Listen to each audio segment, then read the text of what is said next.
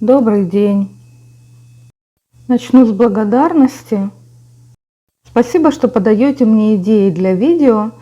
Сегодня по вашей просьбе, без каких-либо перемоток, я буду показывать, как писала эту небольшую работу. Она на самом деле простая. У меня это заняло примерно 30 минут.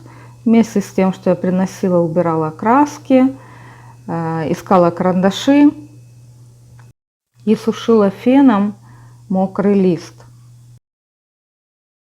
Разделяю этот урок на две части. Итак, что вам понадобится для данного мастер-класса? Краски, можно гуашевые, можно акварельные, белила гуашевые, карандаши цветные, а также кисть среднего размера. Ссылка на фотореференс под этим видео.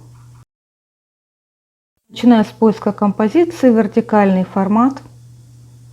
У меня в композиции есть тень на стене, есть кусты, и на переднем плане есть два кота. И сейчас мне нужно решить, что у меня самое светлое, что у меня среднее, что у меня темное по тону. Я решаю, что кот на переднем плане белый, он будет у меня самый светлый. Среднее по тону будет кот за ним. Кусты будут у меня находиться вокруг котов, тем самым подсвечивая, создавая контраст на переднем плане. В заднем плане у меня тень, сквозь нее блики солнца. По тону это должно быть приглушено, потому что у меня уже есть в композиции главные персонажи коты, которые ближе всего. На этом этапе у меня возник вопрос к тому, как рисовать кота. Я его не буду там уже на чистовике, на своей работе черкать и исправлять. В данной ситуации просто на отдельном листике продумываю, где голова, где туловище, где лапы. Я это делаю круговыми движениями, постепенно выявляя главные линии. Сзади у меня второй кот рыжий, и его хвост будет выходить немного на передний план, как бы обнимать хвостом переднего кота. Надеюсь, что вы будете рисовать со мной. Откройте фотореференс, попробуйте самостоятельно нарисовать эту пару котов, для того, чтобы уже перенося это на чистовик, вам было проще. В палитре, которую я сегодня буду использовать, будет много серого. Если вы пишете акварелью или гуашью, выдавливаете немного черного в белый, вот вам и серый. Начинаю прописку со стены, добавляю в серый чуть розовый.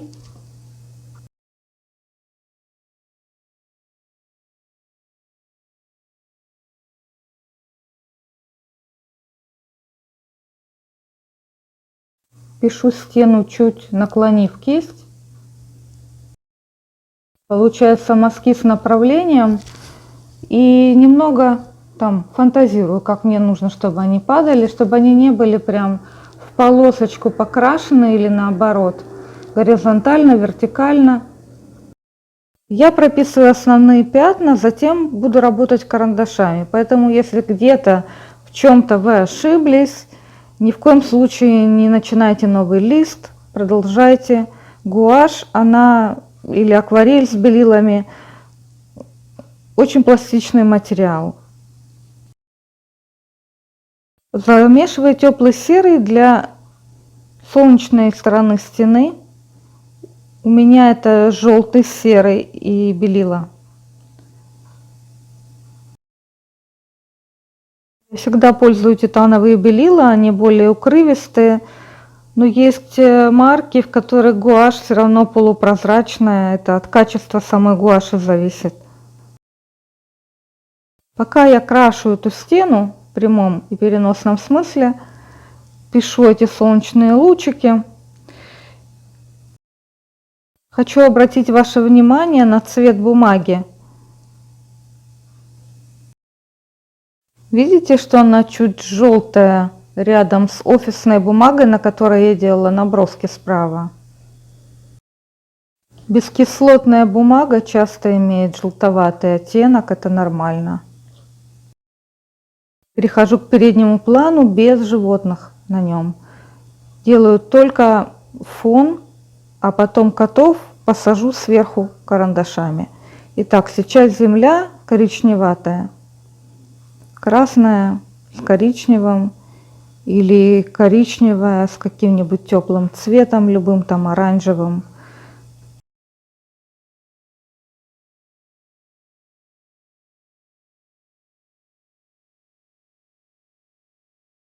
Подхожу к прописке кустов. У меня холодный зеленый, такой почти в голубую сторону, веридоновая называется. Смешиваю ее с коричневой, чтобы сделать теплее и плотнее. И прощупываю, где у меня должны быть кусты.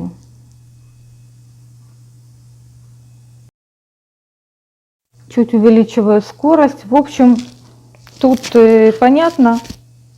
Я ищу форму кустов. Я соединяю эту форму кустов с передним планом с землей красной. То есть думаю о пятнах, соединяю их и затем возьму фен и буду сушить первую прописку.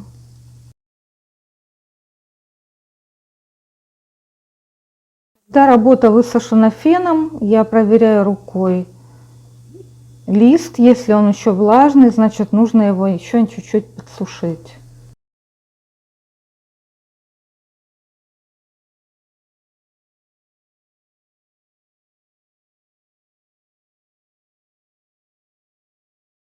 Начинаю рисовать кота на переднем плане, который светлый, белым карандашом, такими круговыми движениями угадывая его форму. Таким образом прохожусь по задним лапам, хвосту, передним лапам. То есть нахожу не только где в листе находится этот персонаж, но и вся его форма. Про цвет этого кота еще не раз я буду думать в процессе, поэтому основное мне нужно сейчас показать, а детали потом. Обычно я рисую и ставлю сверху камеру. Кажется, что процесс идет гораздо быстрее, но нет, я, видите, ковыряюсь с каким-то маленьким котом. Долгие 10 минут, причем я к нему еще буду много-много раз возвращаться, потому что этот маленький белый котик – часть большого целого композиции, в которой внутри он находится. На него влияет освещение, солнце падает, лучи света, справа-слева там другие обстоятельства на него действуют. Как бы сильно мне не хотелось привязаться к хвостику или к усикам, все равно мне нужно думать каждый раз о целом, видеть все целиком. Сейчас я прорисовываю кота, который сзади по рисунку красным карандашом. Для того, чтобы записать сегодняшний мастер-класс, я отказалась от использования своих любимых Neocolor 2 мелков восковых, потому что я понимаю, что карандаши, гуашь и акварель есть у всех, а мои любимые мелки есть не у всех. Не знаю, как у вас, а у меня чай вечный спутник моей живописи. Кроме этого, из-за климата у израильтян привычка много пить воды. Сейчас я продумываю тоновую нагрузку на вот этом участке, который вокруг котов. Здесь у меня должен быть контраст тональный Следовательно, я стараюсь прорисовать это вокруг. Для этого я буду использовать разного цвета карандаши, и зеленые, и бордовые, и фиолетовые, и синие. Буду пробовать по-разному, как будут смотреться эти кусты на общем фоне. Если со всей силы не нажимать на карандаш, можно постепенно набирать тон. Я считаю, что этот материал очень удобный и деликатный. Как я говорила в начале видео, я разделяю этот процесс на две части. Оставляю все как есть, вы можете смотреть до конца еще пару-тройку минут. Непременно напишите мне, что вы думаете о таком формате. Признаю, что это не просто столько разговаривать, я не настолько болтушка. Но тем не менее, интересно было попробовать новый формат общения с вами. Если понравилось, ставьте лайк, подписывайтесь, задавайте вопросы. Всего доброго, пока-пока.